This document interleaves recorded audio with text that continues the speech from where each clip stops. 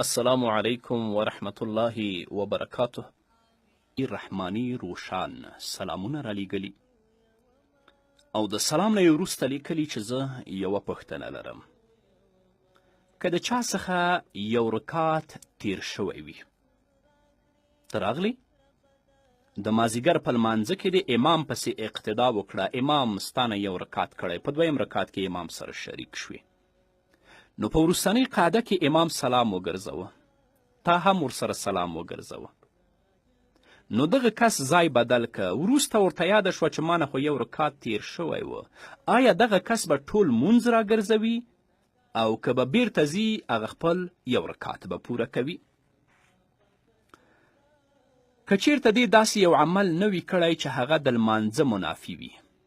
یعنې خبرې هم نه دي کړي او مخ هم د قبلې نه دی ګرځېدلی، نو که له امام سره یو ځای سلام اړولی وي،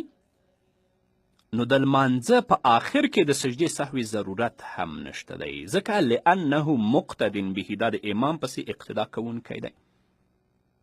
او که چیرته د امام له سلام څخه وروسته سلام ګرځولی وي، نو په دې صورت کې د لمانځه په آخر کې په ده باندې سجدې سهوه واجب ده. په مسله ځان پوه کړئ.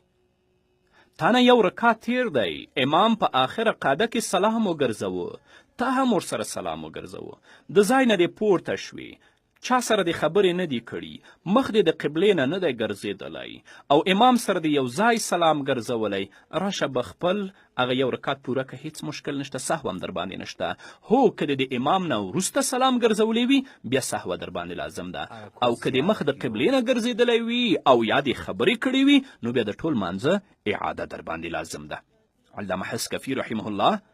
په در مختار کې په لومړني جلد کې په 443 صفحه کې باب السجود السهو کې لیکي ولو سلم ای المسبوق صاحیا ان بعد امامه لزمه السهو والا الله. څه چې ما درته ویلي هغه یې لیکلي. همدارنګه قاضي خان